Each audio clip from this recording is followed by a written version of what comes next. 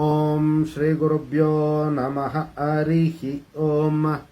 ಓಂ ಕಾತ್ಯಾಯನಾಯ ವಿದ್ಮಹೇ ಕನ್ಯಾಕುಮಾರಿ ಧೀಮಹಿ ತನ್ನೋ ದುರ್ಗಿ ಪ್ರಚೋದಯಾತ್. ಓಂ ಶ್ರೀ ಶಿವಂ ಗುರುಭ್ಯೋ ನಮಃ. ಆತ್ಮೀಯ ವೀಕ್ಷಕರಿಗೆಲ್ಲರಿಗೂ ಕೂಡ ಚಂದ್ರಶೇಖರ್ ಮಾಡುವಂತಹ ಆತ್ಮೀಯ ನಮಸ್ಕಾರಗಳು. ಎಲ್ಲರಿಗೂ ಕೂಡ ಜ್ಯೋತಿರ್ಮಯ ನಾಡಿ ಆಸ್ಟ್ರಾಲಜಿ ಯೂಟ್ಯೂಬ್ ಚಾನಲ್ಗೆ ಸ್ವಾಗತವನ್ನು ಬಯಸ್ತಾ, ಈ ದಿನ ನಾವು ಅತ್ಯಂತ ವಿಶೇಷವಾಗಿ ನೋಡಿ ತಾರಾಬಲವನ್ನು ಏಕೆ ನೋಡಬೇಕು ಅನ್ನುವಂತಹ ಒಂದು ವಿಚಾರವನ್ನು ತಿಳಿದುಕೊಳ್ಳುವಂಥ ಒಂದು ಪ್ರಯತ್ನವನ್ನು ಮಾಡೋಣ. ನೋಡಿ, ಚಂದ್ರಬಲ, ಗುರುಬಲ, ಸೂರ್ಯಬಲ, ಅದೇ ರೀತಿ ತಾರಾಬಲವನ್ನು ಯಾರು ಅಷ್ಟು ಪರಿಗಣನೆಗೆ ಇತ್ತೀಚಿನ ದಿನಗಳಲ್ಲಿ ತಗೊಳೋದಿಲ್ಲ. ಕಾರಣ ಏನು? ಯಾವ ರೀತಿ ಅವರಿಗೆ ಅನಾನುಕೂಲವಾಗುವಂಥ ಒಂದು ಸಾಧ್ಯತೆ ಇರುತ್ತೆ? ತಾರಾಬಲವನ್ನು ಏಕೆ ಪ್ರಬಲವಾಗಿ ಗಣನೆಗೆ ತಗೊಳ್ಬೇಕು ಅನ್ನುವಂಥ ಒಂದು ವಿಚಾರವನ್ನು ನಾವು ಈ ಒಂದು ವಿಡಿಯೋದಲ್ಲಿ ತಿಳ್ಕೊಳ್ಳೋಣ. ನೋಡಿ, ವಿಶೇಷವಾಗಿ ತಾರಾಬಲವನ್ನು ಏಕೆ ನೋಡಬೇಕು ಅಂತಂದರೆ, ನಮ್ಮ ನಕ್ಷತ್ರಕ್ಕೂ ಆ ದಿನ ಇರ್ತಕ್ಕಂಥ ಒಂದು ನಕ್ಷತ್ರಕ್ಕೂ ಯಾವ ಸಂಬಂಧ ಇರುತ್ತೆ ಎನ್ನುವಂತಹ ಒಂದು ವಿಚಾರವನ್ನು ನಾವು ಅರಿಬೇಕಾಗುತ್ತೆ. ಮತ್ತು ನಕ್ಷತ್ರದ ಒಂದು ತರಂಗಗಳೇನಿರುತ್ತೆ ಅದು ಸಕಾರಾತ್ಮಕವಾಗಿ ಮತ್ತು ನಕಾರಾತ್ಮಕವಾಗಿರುವಂಥ ಒಂದು ಸಾಧ್ಯತೆಗಳಿರುತ್ತೆ. ಅಂದರೆ ಧನಾತ್ಮಕವಾಗೂ ಇರುತ್ತೆ. ಇನ್ನು ಶತ್ರು ನಕ್ಷತ್ರಗಳು, ಇನ್ನು ಆಪೋಸಿಟ್ ನಕ್ಷತ್ರಗಳಾದರೆ ಅದು ಋಣಾತ್ಮಕವಾಗಿ ಅವ್ರಿಗೆ ಪರಿಣಾಮ ಉಂಟು ಮಾಡೋದ್ರಲ್ಲಿ ಪ್ರಕ್ರಿಯೆಯನ್ನು ಮಾಡುತ್ತೆ. ಆದ್ದರಿಂದ ಈ ಎರಡು ವಿಧಗಳಿರೋದ್ರಿಂದ ನಾವು ತಾರಾಬಲವನ್ನು ನೋಡಿ ಅದಕ್ಕೆ ಅನುಗುಣವಾಗಿ ಅವರ ಒಂದು ಕಾರ್ಯಗಳನ್ನು ಮಾಡ್ಕೊಳ್ಳೋದ್ರಿಂದ ಅತ್ಯಂತ ಶುಭ ಫಲಗಳನ್ನು ಅವ್ರು ಪಡಿಬಹುದಾಗಿರುತ್ತೆ. ನೋಡಿ, ಯಾವುದೇ ನಕ್ಷತ್ರದವ್ರಿಗೆ ಸಕಾರಾತ್ಮಕ ಒಂದು ತರಂಗಗಳು ಅನುಕೂಲ ಮತ್ತು ನಕಾರಾತ್ಮಕ ತರಂಗಗಳು ಅನಾನುಕೂಲಗಳನ್ನು, ಪ್ರತಿಕೂಲಗಳನ್ನು ಉಂಟು ಮಾಡುವಂತಹ ಒಂದು ಸಾಧ್ಯತೆ ಇರುತ್ತೆ. ಅದರಿಂದ ಅವರ ಒಂದು ಮನಸ್ಸಿನ ಮೇಲೆ, ಆರೋಗ್ಯದ ಮೇಲೆ, ಹಣಕಾಸಿನ ಒಂದು ವಿಚಾರಗಳಲ್ಲಿ ಕಷ್ಟ ನಷ್ಟ, ವೈರತ್ವ, ಇನ್ನು ಅವರ ಒಂದು ಸಾಧನೆಗಳು ಮಾಡುವಂತಹ ಒಂದು ವಿಚಾರಗಳಲ್ಲಿ ಎಲ್ಲದರಲ್ಲೂ ಕೂಡ ಪ್ರಭಾವನ ಬೀರ್ತಕ್ಕಂಥದ್ದು. ವ್ಯಾಪಾರ ವ್ಯವಹಾರಗಳು ಮತ್ತು ಅವರ ಸ್ನೇಹ ಸಂಬಂಧಗಳು ಮತ್ತು ಕೌಟುಂಬಿಕ ಸಂಬಂಧಗಳ ಮೇಲೂ ಕೂಡ ಎಲ್ಲ ವಿಧವಾದಂತಹ ಒಂದು ಪ್ರಭಾವನ ಬೀರುವಂತಹ ಒಂದು ಸಾಧ್ಯತೆಗಳಿರುತ್ತೆ. ಇನ್ನು ನೋಡಿ, ವಿಶೇಷವಾಗಿ ಈ ಒಂದು ತಾರಾಬಲವನ್ನು ಪ್ರತಿಯೊಂದು ವಿಚಾರಕ್ಕೂ ಕೂಡ ನೋಡಬೇಕಾಗುತ್ತೆ.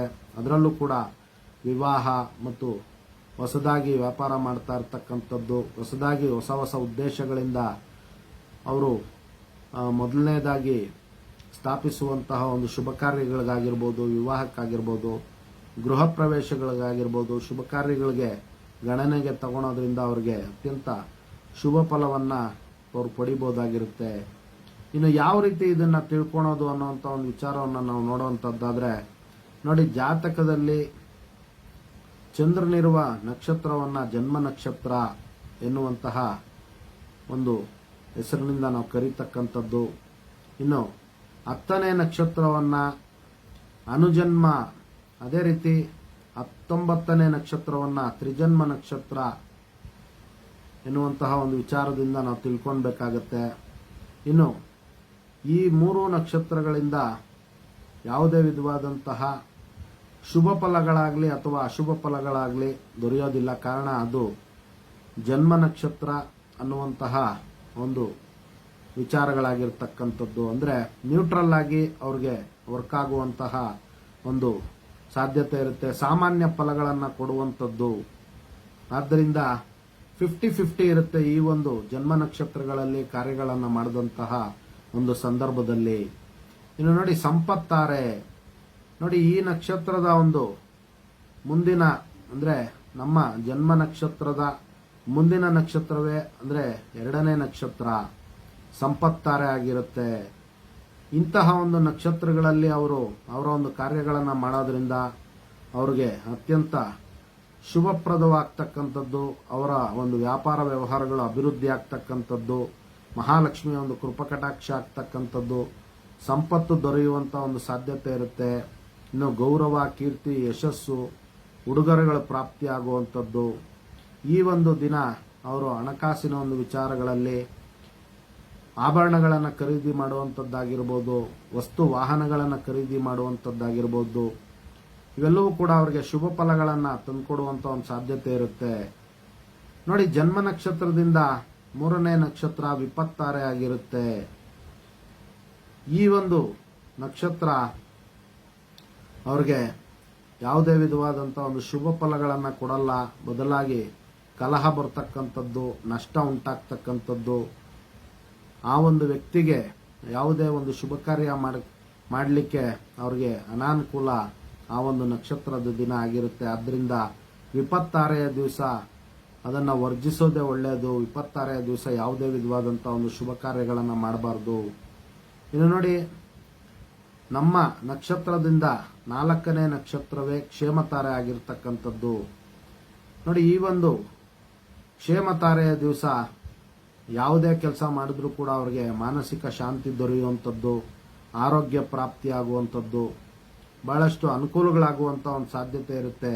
ಇನ್ನು ವಿಶೇಷವಾಗಿ ನೋಡಿ, ಯಾವುದೇ ಆರೋಗ್ಯ ಸಮಸ್ಯೆಗಳು, ಉದಾಹರಣೆಗೆ ಆಪರೇಷನ್ನು ಅಥವಾ ಆಸ್ಪತ್ರೆಯ ಒಂದು ವಿಚಾರಗಳಿಗೆ, ಹೊಸ ಕಾರ್ಯಗಳ ಒಂದು ಪ್ರಾರಂಭ ಮಾಡುವುದಕ್ಕೆ, ಇನ್ನು ಆರೋಗ್ಯ ತಪಾಸಣೆಗೆ ಹೋಗಲಿಕ್ಕೆ, ಪ್ರಯಾಣ ಮಾಡಲಿಕ್ಕೆ, ಇನ್ನು ತಂಟೆ ತಕರಾರುಗಳನ್ನು ಕೋರ್ಟ್ಗಳಿಗೆ, ನ್ಯಾಯಾಲಯದ ಒಂದು ವ್ಯವಹಾರಗಳಿಗೆ ಕೋರ್ಟಲ್ಲಿ ಹೊಸದಾಗಿ ನಾವು ವಾದ್ಯವನ್ನು ಹಾಕಬೇಕಾ ಅಂತ ಒಂದು ಸಂದರ್ಭಗಳಲ್ಲಿ ಈ ಒಂದು ಕ್ಷೇಮತಾರೆಯ ಒಂದು ದಿನವನ್ನು ಉಪಯೋಗಿಸ್ಕೊಳೋದ್ರಿಂದ ಅವ್ರಿಗೆ ಉತ್ತಮವಾದಂಥ ಒಂದು ಫಲಗಳು ಪ್ರಾಪ್ತಿಯಾಗುತ್ತೆ.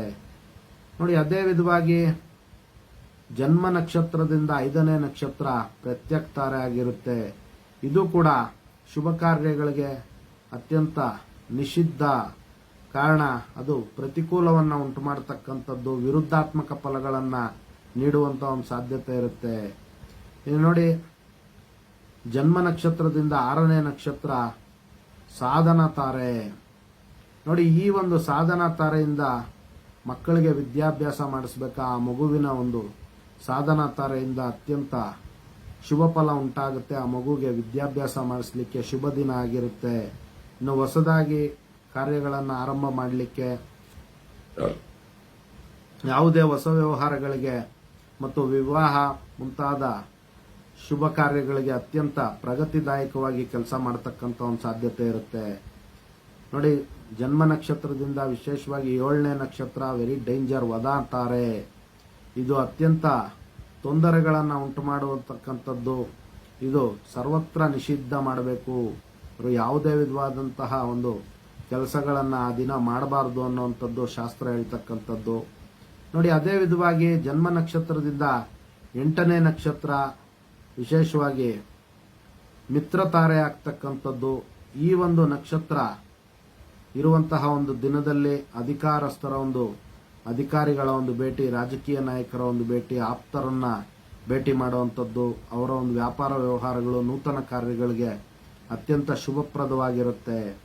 ನೀವು ನೋಡಿ, ಜನ್ಮ ನಕ್ಷತ್ರದಿಂದ 9ನೆಯ ಒಂದು ನಕ್ಷತ್ರ ಪರಮ ಮಿತ್ರತಾರೆ ಆಗಿರುತ್ತೆ. ಇದು ಕೂಡ ಸರ್ವತ್ರ ಶುಭ, ಅವರ ಒಂದು ಶುಭ ಕಾರ್ಯಗಳಿಗೆ ಮತ್ತು ಯಾವುದೇ ಕೆಲಸಗಳಿಗೆ ಈ ಒಂದು ನಕ್ಷತ್ರವನ್ನು ಕೂಡ ಅವರು ಬಳಸಿಕೊಂಡು ಅವರ ಒಂದು ಶುಭ ಕಾರ್ಯಗಳನ್ನು ಮಾಡಿಕೊಂಡು ಅತ್ಯಂತ ಶುಭ ಫಲವನ್ನ ಪಡ್ಕೊಳ್ಬಹುದಾಗಿರುತ್ತೆ. ಇನ್ನು ನೋಡಿ, ಇದನ್ನ ತಾರಾಬಲವನ್ನ ನೋಡುವಂತಹ ಒಂದು ಕ್ರಮ, ಉದಾಹರಣೆಯನ್ನ ನಾವು ತಿಳ್ಕೊಳ್ಳೋಣ. ನೋಡಿ, ಉದಾಹರಣೆಗೆ ಜನ್ಮ ನಕ್ಷತ್ರ ಅಶ್ವಿನಿ ನಕ್ಷತ್ರವಾದಂತಹ ಒಂದು ಪಕ್ಷದಲ್ಲಿ ನೋಡಿ, ಅವರಿಗೆ 2ನೇ ತಾರೆ ಭರಣಿ ಬರ್ತಕ್ಕಂಥದ್ದು. ಅವ್ರಿಗೆ ಆ ಒಂದು ಭರಣಿ ನಕ್ಷತ್ರ ಸಂಪತ್ತಾರೆ ಆಗಿರುತ್ತೆ. ಅದೇ ವಿಧವಾಗಿ 3ನೇ ನಕ್ಷತ್ರ ವಿಪತ್ತಾರೆ, ಇನ್ನು 4ನೇ ನಕ್ಷತ್ರ ಪ್ರತ್ಯಕ್ತಾರೆ, 4ನೇ ನಕ್ಷತ್ರ ರೋಹಿಣಿ ನಕ್ಷತ್ರ ಆಗಿರ್ತಕ್ಕಂಥದ್ದು, ಅದು ಕ್ಷೇಮತಾರೆ ಆಗಿರುತ್ತೆ. ಇನ್ನು 5ನೇ ತಾರೆ ನೋಡಿ ಪ್ರತ್ಯಕ್ತಾರೆ ಮೃಗಶಿರ ನಕ್ಷತ್ರ ಆಗುತ್ತೆ. ಅವ್ರಿಗೆ ಇದು ನಿಷಿದ್ಧ ಮಾಡಬೇಕಾಗುತ್ತೆ ಅಶ್ವಿನಿ ನಕ್ಷತ್ರದವರು. ಇನ್ನು ಆರಿದ್ರ ನಕ್ಷತ್ರ 6ನೇ ತಾರೆ ಆಗ್ತಕ್ಕಂಥದ್ದು, ಅದು ಸಾಧನಾ ತಾರೆ ಆಗುತ್ತೆ. ಅದು ಕೂಡ ಅವ್ರಿಗೆ ಶುಭ ತಾರೆ ಆಗುತ್ತೆ ಅಶ್ವಿನಿ ನಕ್ಷತ್ರದವ್ರಿಗೆ. ಇನ್ನು ಪುನರ್ವಸು ನಕ್ಷತ್ರದವ್ರಿಗೆ, ಪುನರ್ವಸು ನಕ್ಷತ್ರ ಅಶ್ವಿನಿ ನಕ್ಷತ್ರದವ್ರಿಗೆ 7ನೇ ತಾರೆ, ಅದು ವದಾ ತಾರೆ ಆಗುತ್ತೆ. ಅದನ್ನ ನಿಷಿದ್ಧ ಮಾಡಬೇಕಾಗುತ್ತೆ. ಇನ್ನು ನೋಡಿ, ಅಶ್ವಿನಿ ನಕ್ಷತ್ರದವ್ರಿಗೆ ಪುಷ್ಯ ನಕ್ಷತ್ರ ಮಿತ್ರ ತಾರೆ ಆಗುತ್ತೆ. ಇನ್ನು ಆಶ್ಲೇಷ ನಕ್ಷತ್ರ ಪರಮ ಮಿತ್ರ ತಾರೆ ಆಗುತ್ತೆ. ಈ ರೀತಿ ಅವರ ಒಂದು ಜನ್ಮ ನಕ್ಷತ್ರದಿಂದ ನಾವು ಲೆಕ್ಕ ಹಾಕಿದಾಗ ಅವರ ಮಿತ್ರ ತಾರೆ ಯಾವುದು, ಪರಮ ಮಿತ್ರ ತಾರೆ ಯಾವುದು, ಸಂಪತ್ ತಾರೆ ಯಾವುದು ಅನ್ನುವಂಥದ್ದನ್ನ ನಾವು ತಿಳ್ಕೊಳ್ಬೇಕಾಗುತ್ತೆ. ಈಗ ಮತ್ತೊಮ್ಮೆ ತಿಳ್ಕೊಳ್ಳೋಣ ನೋಡಿ. 2ನೇ ತಾರೆ ಸಂಪತ್ ತಾರೆ ಆಗುತ್ತೆ ಜನ್ಮ ನಕ್ಷತ್ರದಿಂದ, 3ನೇ ತಾರೆ ವಿಪತ್ ತಾರೆ, 4ನೇ ತಾರೆ ಕ್ಷೇಮ ತಾರೆ ಆಗಿರ್ತಕ್ಕಂಥದ್ದು, 5ನೇ ತಾರೆ ಪ್ರತ್ಯಕ್ ತಾರೆ ಆಗುತ್ತೆ, 6ನೇ ತಾರೆ ಸಾಧನ ತಾರೆ ಆಗುತ್ತೆ, 7ನೇ ತಾರೆ ವಧಾ ತಾರೆ ಆಗುತ್ತೆ, 8ನೇ ತಾರೆ ಮತ್ತು 9ನೇ ತಾರೆ ಅವರಿಗೆ ಮಿತ್ರ ತಾರೆ ಮತ್ತು ಪರಮ ಮಿತ್ರ ತಾರೆ ಆಗುತ್ತೆ. ಈ ರೀತಿ ನಾವು ಶುಭ ನಕ್ಷತ್ರಗಳ ಒಂದು ತಾರಾಬಲ ಇದ್ದಂತಹ ಒಂದು ಸಂದರ್ಭದಲ್ಲಿ ಶುಭ ಕಾರ್ಯಗಳನ್ನ ಮಾಡಿದಂತಹ ಪಕ್ಷದಲ್ಲಿ ಅತ್ಯಂತ ಶುಭ ಪ್ರಾಪ್ತಿ ಆಗುತ್ತೆ. ಒಂದು ವೇಳೆ ಅಶುಭ ನಕ್ಷತ್ರಗಳಲ್ಲಿ ಅವರಿಗೆ ಆಗದಿರ ಇರುವಂತಹ ಪ್ರತಿಕೂಲವಾದಂತಹ ನಕ್ಷತ್ರಗಳಲ್ಲಿ ಅವರು ಸ್ನೇಹವನ್ನ ಮಾಡಿದ್ರೆ ಅಥವಾ ಹೊಸ ವ್ಯವಹಾರಗಳನ್ನ ಮಾಡಿದಂತಹ ಸಂದರ್ಭದಲ್ಲಿ ಅವರಿಗೆ ಲಾಸ್ ಆಗುವಂತ ಒಂದು ಸಾಧ್ಯತೆ ಇರುತ್ತೆ. ಇನ್ನು ಅವರ ಸ್ನೇಹಿತರೆ ಅವರಿಗೆ ವಿರುದ್ಧಾತ್ಮಕವಾಗಿ ಅವರ ಒಂದು ಶತ್ರುಗಳಂತೆ ವರ್ತಿಸುವಂತ ಸಾಧ್ಯತೆ ಇರುತ್ತೆ ನೋಡಿ. ಇನ್ನೂ ಮುಖ್ಯವಾಗಿ ಈ ಒಂದು ಆಪೋಸಿಟ್ ನಕ್ಷತ್ರಗಳಲ್ಲಿ ವಿವಾಹವೇನಾದ್ರೂ ಆದ್ರೆ ಗಂಡ ಹೆಂಡತಿ ಇಬ್ರು ಕೂಡ ಪರಸ್ಪರ ಶತ್ರುಗಳಾಗುವಂತ ಒಂದು ಸಾಧ್ಯತೆ ಇರುತ್ತೆ. ಅವ್ರಿಗೊಬ್ರಿಗೊಬ್ರಿಗೆ ಹೊಂದಾಣಿಕೆ ಕೊರತೆ ಬರುವಂತದ್ದು ಅಥವಾ ವೈಮನಸ್ಸುಂಟಾಗಿ ಅವರು ಶತ್ರು ಭಾವನೆಯಿಂದ ಜೀವನ ನಡೆಸುವಂತ ಒಂದು ಸಾಧ್ಯತೆ ಇರುತ್ತೆ. ಇದಿಷ್ಟು ಕೂಡ ತಾರಾಬಲದ ಒಂದು ವಿಚಾರ ಆಗಿರ್ತಕ್ಕಂಥದ್ದು. ಎಲ್ಲರಿಗೂ ಕೂಡ ಜಗನ್ಮಾತೆಯ ದಿವ್ಯ ಆಶೀರ್ವಾದ ಇರಲಿ ಅಂತ ಮತ್ತೊಮ್ಮೆ ನನ್ನ ಆರಾಧ್ಯ ದೇವತೆ ಲಲಿತಾಂಬಿಕೆ ಬಳಿ ಪ್ರಾರ್ಥನೆ ಸಲ್ಲಿಸುತ್ತಾ, ಸರ್ವೇ ಜನಃ ಸುಖಿನೋ ಭವಂತು, ಸಮಸ್ತ ಸನ್ಮಂಗಳಾನಿ ಭವಂತು, ಶುಭಮಸ್ತು.